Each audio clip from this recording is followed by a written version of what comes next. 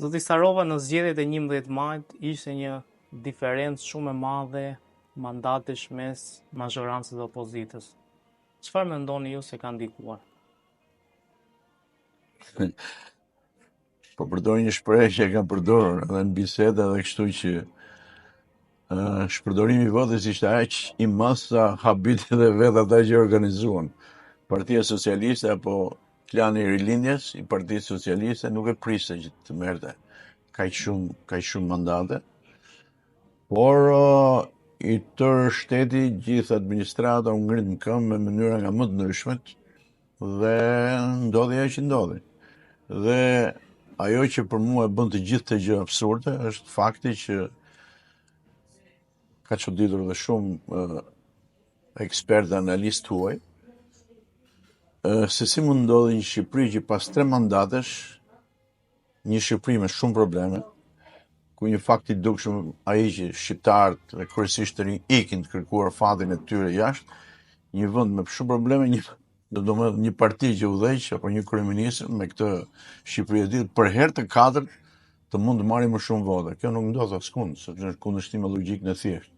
Por ndodhi. Pra, për ta përmbledhur pa u zgjatur shumë me këto komentet që bëra, është shpërdorim i madh i votës në mënyrë nga ata që duhet ta menaxhonin me korrektesë dhe free and fair, siç është standardi evropian, më themi euroatlantik, demokratik apo si duhet. Për mua ky ishte fakti kryesor.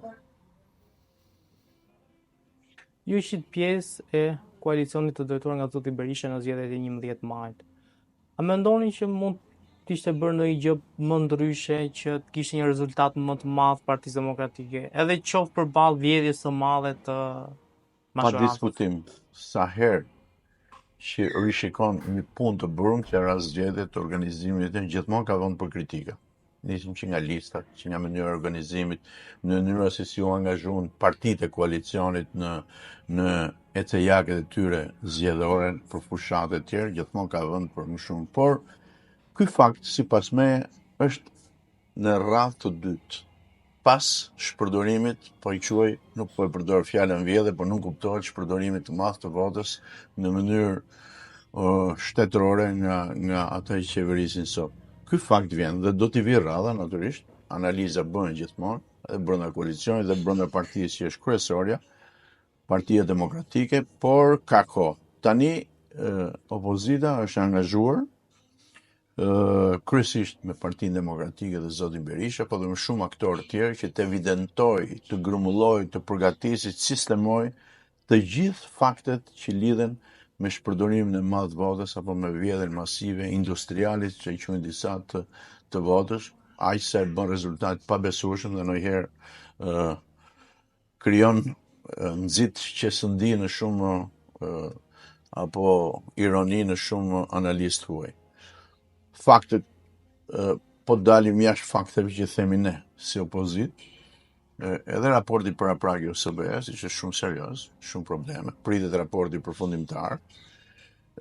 Raporti paraprak i shqetësoi shumë drejtuesit e sotëm qeveritar, kryeministin Rama përkatësisht, fillimisht, aq sa janë bërë përpjekje për të ndikuar tek OSBE-ja, dhe kjo dihet tashmë, jo vetëm se është artikuluar në konferencët e shtypit PD-s dhe të zotit Berisha, po ka dhe shumë fakte tjera që dihen se nuk ka pëlqyer ky raport, kështu që komentet që bëjnë disa sipas që raporti flet mirë për zgjedhjet janë qesharake dhe siç duket i bëjnë njerëz të kampit qeveritar që nuk e njohin çështjen, po flasin kështu në tërësi dhe bëjnë atë rolin e qihajait politik për arsye të caktuara. Besoni që me mbledhjen e fakteve dhe me dërgimin e tyre në institucione të rëndësishme ndërkombëtare, sidomos në do themi vënien dispozicion të administratës Trump, mund të ndodhë që zgjedhjet të ripërsëriten duke pasur dhe një qeveri teknike siç e ka artikuluar Tani opozita. përmenda jashtë fakteve tona dhe arsyetimet tona si opozitar, përmenda pak raportin paraprak të OSBE-s Odirit. Po ka dhe rezoluta të rëndësishme nga Parlamenti Evropian, të cilat I shikojnë zgjedhjet me një sy shumë kritik dhe siç e dini ju, tashmë është bërë si prallë refreni I tej përsëritur që zgjedhjet një nga kriteret e integrimit Shqipërisë në BE. Pra, nëse Shqipëria nuk është në gjendje të bëjë zgjedhje të lira dhe të ndershme, atëherë kuptohet që kjo rrugë për cilën dele flet vend e pavend kryeministri Rama është hedhur në erë, domethënë, ai flet që në 2027 do të bëhemi gati për të hyrë dhe në 2030 do hyjmë apo nuk e di apo do hapet kapitulli kaq për tëra janë kot sepse guri I themelit një element shumë I rëndësishëm janë zgjedhjet, sepse aty nis gjithmonë aty janë themelet e legjimitetit të çdo qeverisje demokratike dhe natyrisht paktën nuk mund të bëhet fjalë për integrim familjen e vendeve evropian. Pra, përveç këtij raporti të SBE-s kemi edhe reagimet e Bashkimit Evropian. Ka shumë njerëz që duan të thonë se gjatë atij aktiviteti samitit BE-s në Tiranë e uruan Ramën, por natyrisht këto janë urime jo protokollare, po janë urime të cilat të thuhen zakonisht kur takon dikë I cili I përket një vendi I cili ka bërë zgjedhje dhe ka fituar, natyrisht do I thuash urime, po kjo është tjetër gjë dhe qëndrimi zyrtar. Qëndrimi zyrtar është shumë serioz. Tani çfarë presim tjetër ne? Ne natyrisht që presim raportin fundimtar të OSBE-s. Është shumë I rëndësishëm. Nuk po them se nëse ky raport nuk do të jetë tërësisht I saktë, ne nuk do të vazhdojmë përpjekjet tona opozita për të evidentuar atë që e quhen shpërdorimi I madh I votës, vjedhje e madhe e votës. Shpresojmë që shumë shpejt të jetë gati një material I sistemuar, I shkruar, voluminos me të gjithë faktet për vjedhjet, për zgjedhjet e 11 majit, jo vetëm me shpërdorimin e votës dhe faktet që kanë të bëjnë me të, po dhe me presionin qeveritar për të nxitur njerëzit për të votuar, për të mos votuar, për të friksuar etj, për të blerë, për të shitur, nuk e di, në lidhje me votën. Përveç këtyre natyrisht që presim në një reagim nga administrata Trump, administrata amerikane, jo thjesht sepse është kjo administrata një atje, po Shqipëria vazhdimisht është vlerësuar, ka kërkuar mendimin dhe është vazhdimisht në lidhje me një partner strategjik, një vend demokratik siç janë Shtetet Bashkuara të Amerikës.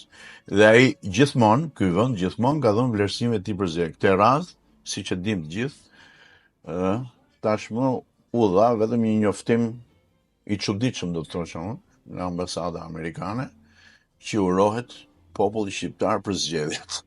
Tani unë nuk e kuptoj, unë kam bërë një koment dashamirës, sepse po të bëja një koment jo dashamirës, do të flisja gjëra që ndoshta s'do të ishin shumë të këndshme, por nuk doja të thosha këto për aleatin ton strategjik, por kam thënë që ndoshta ambasada amerikane uron popullin, sepse populli, megjithëse e dinte që zgjedhjet kishin shumë probleme, megjithatë nuk e hodhi tutje besimin të institucionit zgjedhjes, por shkoi dhe votoi.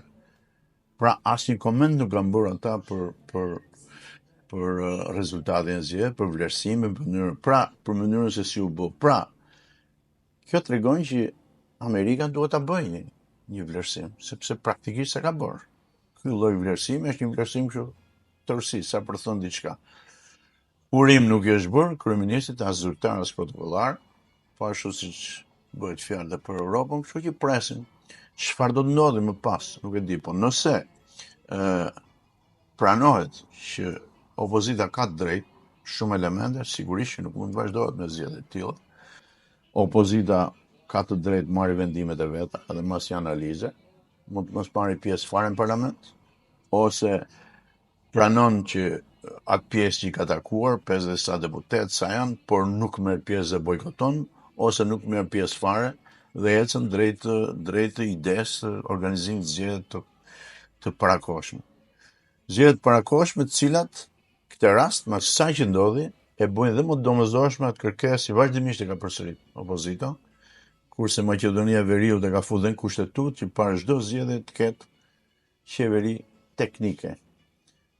Për aq kohë sa palët nuk janë të besueshme për njëra tjetrën dhe kanë prirjen për të shpërdoruar organizimin e votave në interes tyre politik. Kështu që presim, janë të tëra, le të themi arsyetime të cilat ka një pikë pyetje në fund, timi që presim, shikojmë se si. Mund të them këtë fakt që opozita, jo vetëm brenda vendit për të faktuar vjedhjen, por edhe jashtë është një proces intensiv kontaktësh. Të dukshme, të padukshme, s'ka rëndësi, përpjekje shumë të mëdha që bëjmë për të vënë në vend dhe për të vënë emrin që duhet të zgjedhjeve dhe për të ndrequr pasojën, natyrisht. Sepse një anë është të bësh analizën dhe të vesh vlerësimin, dhe ana tjetër është ta ndreqësh gjën, jo ta lësh ashtu siç është. Dhe nëse vjedhjet janë tilla, sigurisht ky lloj mandati nuk ka vlerë. Ky lloj mandati mund të jetë vetëm i përkohshëm. Se sa mund zgjasë 6 muaj, një vit, nuk e di, po kurse si 4 vjet. Ndjekja e mandateve nga zoti Basha dhe mosfutja në zgjedhje lokale, a është një pasojë, një ndërshkaqje që mund të ketë humbur Partia Demokratike? Absolutisht po, sigurisht. Sepse shikoj, çdo pushtet teorikisht është një lloj precedent, është një lloj avantazhi në zgjedhje për atë që ka pushtetin, qoftë lokal, qoftë qeveria. Edhe pa vjedhje, pa gjë, po njerëzit kanë një lloj prirje që e respektojnë autoritetin më shumë. Plus që ke dhe njofje situatën, kur ke pushtet lokal, sigurisht që njeh njerëzit, njeh problemet, njeh gjërat, je le të themi më i frutshëm në fushatën zgjedhore që bën. Duke qenë jashtë, pa pas asnjë akses, ose shumë pak akses në sa janë 12-13 kështu njësi vendore nga 61, atëherë sigurisht që ky është një avantazh i madh që ka qeverisja e sot, një avantazh shumë i madh. Ky është gabim, sigurisht. Gabimi ishte edhe dalja nga bojkoti nga parlamenti, sepse ishte një situatë këtë tjetër, jo si tani. Kjo vjedhje ka përzerë çdo lloj limiti. Kurse atëherë nuk duhet, lufta duhet bërë në parlament.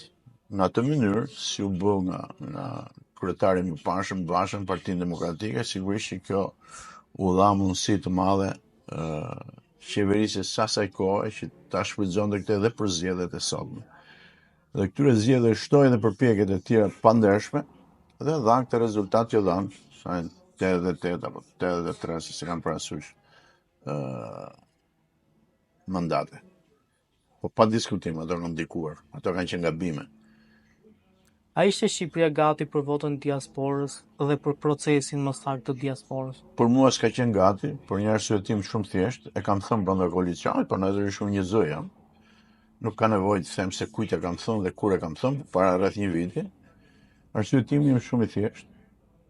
Nëse ne kemi probleme me menaxhimin e votës brenda vendit, si mundet të jemi të zot ne për të menaxhuar dhe një votë që na vjen nga jashtë, që kalon nëpërmjet postës e tjera, dhe ja ku doli. Për mua, edhe në atë lloj vote janë bërë manipulime të shumta. Nuk mund të them tani mbushje kutish apo ndikim tek njerëz e tjerë, por nuk ka se si që të dalë në atë mënyrë, nuk e di, 70% duket me 30%, qofse jam i saktë, apo 65% domethënë për qeverisjen dhe 35% për opozitën. Zoti Sarova, a pristin më shumë nga struktura e posaçme e prokurorisë PAK në raport me krimin zgjedhor për ta goditur atë përpara se të bëhej procesi zgjedhor? Që të flisja pak më saktë dhe më me bindje, doja të kisha ca fakte, por nuk më lidh gjë me faktet ndaj faktet që e shtyn në veprim SPAK-u në strukturën e posaçme. Natyrisht nuk mund të them që ai s'ka bërë asgjë, SPAK-u ka bërë disa gjëra. Ka bërë, ka goditur struktura caktuar dhe njerëz caktuar për korrupsion, po ndërkohë ka dhe një mal me gjëra që nuk i ka bërë. Kurse fakti më i fundit që më ka habitur ka qenë qëndrimi ndaj akuzës që ishte përgatitur për Benet Becin, kryetarin e Bashkisë të Shkodrës. Dhe meqense ishte përfshirë në fushat zgjedhore, nuk u përmend asgjë. Dhe tani po përflitet mbrapa. Po kështu mund të flitet edhe për shumë raste të tjera, po nuk i di dosjet e SPAK-ut, por në shumë raste SPAK-u nuk ka qenë korrekt. Po të kemi parasysh qëndrimin ndaj Limetës, ndaj Berishës, ndaj shumë, le të themi, ndaj kryeministit Rama vetë, pse nuk e thret njerë me gjithë to afera të mëdha korruptive nuk thërritet një herë të pyetet ose t'i shkojnë në zyrë për të respektuar protokollet shtetërore. Ta pyesin fare çfarë është këtë? Si mundet që ky njeri në një vend me kaq korrupsion, me kaq probleme, ky që ka dorë jashtë? Se pamundur. Nga kush ka frikë Spaku? Pse shumë raste që të denoncimet të opozitës gjatë tyre zgjedhjeve lokale Spaku nuk veprojnë fare, po veprojnë mbrapa. Pra, krijon përshtypjen që me drejt shumë njerëz kanë thënë krijimi i policisë së veçantë zgjedhore nga Spaku apo çfarë ato që do vazhdonin, pas ka qenë një lloj alibie për të vënë një ditë qetë. Opozitën që ja, mos keni merak se tani kanë Spaku s'bën asgjë. Fakt deri tani, nuk e di. Nëse kam bajt në gjë fshet dhe na e tregon mbrapa, do ishin gëzuar, po të ishte tamam, po deri tani s'kemi parë gjë. Pra Spaku për mua ka element pozitiv, ka edhe element shumë negativ dhe do thoshe këto të fundin ndoshta janë çik më shumë. Për bëjnë shumicën tek ajo. Nuk është strukturë ndikim politik dhe më vjen keq, po këto gjëra dal nga dal, po dalin në raportet ndërkombëtare. Ju përmendët pak më parë që s'ka mundësi që pse s'është marrë, po themi, në pyetje zoti Rama, qoftë edhe ti shkohet në zyrë si do protokolli. Pse kështu thon, nuk shkon kryeministri, pasi shkojnë këta atëherë. Ajo duket e çuditshme që ty të i ngrihet akuzë numri 2 të qeverisë zotit Ahmeta, ish zëvendës kryeministër, dhe kryeministrit mos pyetet si person që ka dieni për faktet. Për faktin, për ato që thot Ahmeta. Pikërisht atë kanë parasysh shumë gjëra. Jo vetëm korrupsioni, jo vetëm ato që thot ai, por shumë gjëra. Ka një mal me pyetje që mund bëhen edhe nga njerëz të cilët nuk lidhen fare me prokurorinë, me etusin apo me investigimin, po themi gjyqësor. Shumë njerëz mendojnë që kryeministri duhet pyetet, si është kjo, pse u bë kjo, pse ndodhi kjo, kush vuri firmat, pse vazhdohet të paguhet për incenator që janë fantazma, etj shumë gjëra habitshme. Spaku është i tërhequr, i është ose për çështjen e famshme McGonigal që është rihapur tani në Amerikë, Shtetet e Bashkuara. Spaku duhet bëj një pyetje ose të shkuam, do më interesuam për këtë. Publiku ka nevojë për ditë, jo çpytje i bëndi, po ka nevojë për ditë lëvizjen tonë, që bëm një kontakt me për çështjen McGonigal apo për korrupsionin me kryeministrin Rama, kaq. Ka nevojë me tregu publiku se çfarë pyet e çfarë tha, se këto bëjnë pjesë tek e fsheta e zanatit dhe procesit deri në vendimarrje, po ka gjëra duan, pasi heshtje. Ndërkohë që Amerika shqetësohet, tu nuk flitet asgjë. Ndërkohë që emri i tij është në dosje dhe ndoshta Spaku e di, Spaku këtu hesht dhe nuk bën asnjë lëvizje. Sa ndikim ka faktori ekonomik, kam parasysh këtu, po themi, personazhe biznesmen të rëndësishëm në Shqipëri, ku së fundmi qeveria ka vendosur t'i bëj, po themi, t'u jap statusin e investitorit strategjik. Sa ndikim kanë këta në zgjedhjet? Sikur që ndikojnë. Këtu është fakt tashmë i njohur që shumë vota blihen me para, pra shiten nga njerëzit. Për shumë arsye, sa njerëz ndoshta kanë nevojë edhe për ato 5 lekë që marrin, nuk janë tamam 5 lekë, janë më shumë. Dhe i detyron në halli ta bëjnë këtë gjë, ndërsa sa njerëz tjerë e bëjnë me idenë që hajtë se po përfitoj diçka se vetëm unë jam. Çdo njeri mendon veten e vet, nuk mendon të ngjashmit e tij. Dhe kur shikon tërësinë, pastaj bëhet një fakt i cili ndikon ndjeshëm në zgjedhje. Dhe këta investitorë strategjik janë sigurisht njerëzit që kanë paratë. Dhe në qoftë se janë para të tilla me shumicë, sigurisht që ato ndikojnë zgjedhjen, janë përdorur. Si shikoni faktorin shqiptar në rajon? Në tërësi. Në tërësi. Shqiptarët në rajon natyrisht janë shumë më ndryshe që nga viti 1999 dhe sidomos mas shpalljes pavarësisë kryesore 2017 shumë më mirë se më parë. Në rajon shqiptarët kanë 2 shtete tashmë, pavarësisht problematikave që ka këtu dhe atje në Kosovë, 2 shtete. Shqiptarët në vende të tjera, në Maqedoni dhe në Malzi, kanë një status më të mirë se më parë. Pra, nëse do të shprehesha në mënyrë shumë përmbledhur, do thosh që faktori shqiptar është rivitalizuar në rajon. Ka 2 shtete, po edhe shumë komunitete të tjera në shtetet. rreth Shqipërisë, të cilët janë më mirë se më parë, ndonë se kanë shumë probleme. Dhe një faktor i tillë, sigurisht, do të vi një kohë ndoshta në të ardhmen do shtojë edhe probleme pse këta shqiptarë ngelen copa. Ndërkohë mundet të ketë lëvizje integruese të tyre, natyrisht një integrim i tillë do të jetë brenda BE-s, diskutohet ajo sepse është përpara, po ndoshta edhe i palidhur me BE-n. Fillimisht kjo mund të bëjë nëpërmjet dy shteteve, dy shtetet janë të pavarur, janë sovran, megjithëse Kosova ka disa probleme të njohura tani akoma. Dhe këta si pengon askush të mbajnë veprimet e veta për të krijuar konfederata apo federate etj. Por edhe mënyra mënyra të tjera. Gjithsesi, faktori shqiptar është i copëzuar teorikisht, por praktikisht për mua nuk është i copëzuar. Është një i vetëm Ballkan dhe kjo është një njërisi e madhe, fundi i shekullit kaluar, por edhe fillimit të shekullit 21.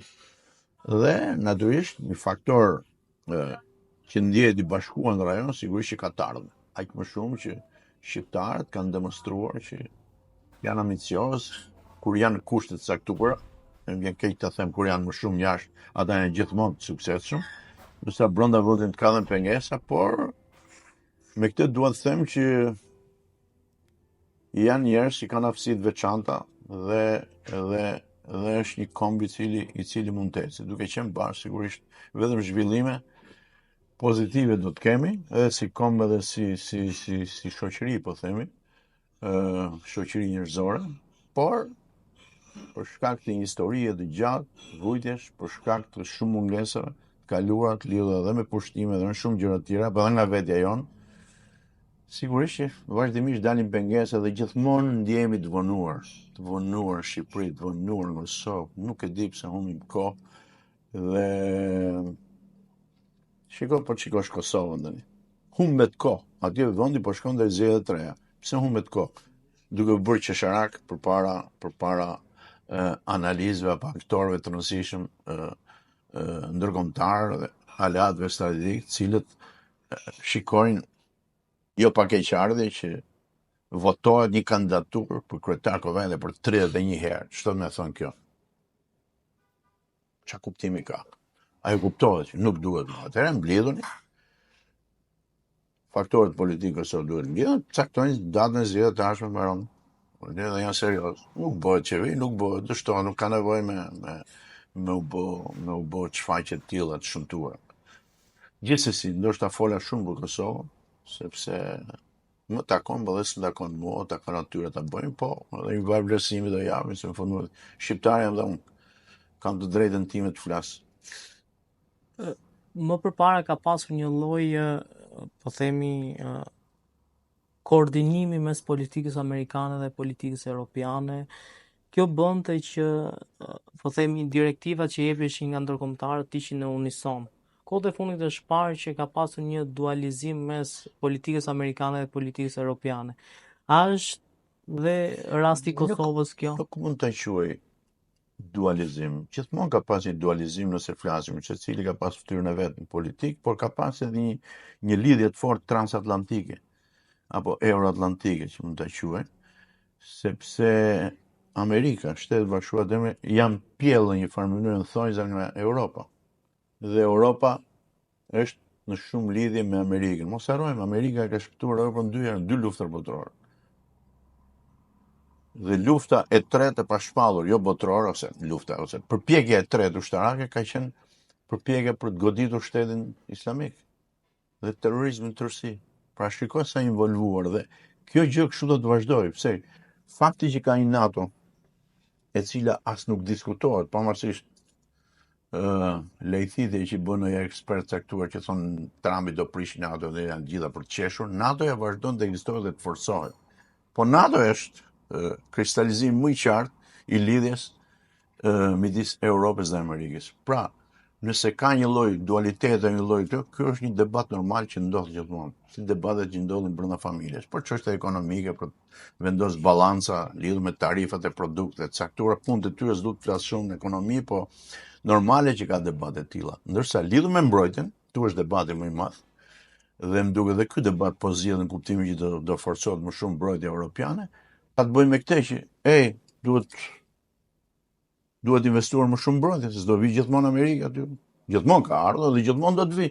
Po duhet marrë edhe një peshë caktuar. Dhe këtu kritika e nënkuptuar sipas meje e pathënë që Europa duhet të kishte qenë shumë më aktive dhe më agresive, jo në kuptimin e luftës, po themi të mirëfillçe, edhe lufta, po më agresive në kuptimin e thënies ndal agresionit rus, që në 2014 me Krimen. Është normale, këtë kritika të tillë, kjo s'do thotë që Europa me Amerikën ndan, nuk ka shans, sipas meje. Janë gjithmonë të lidhur përjetësisht.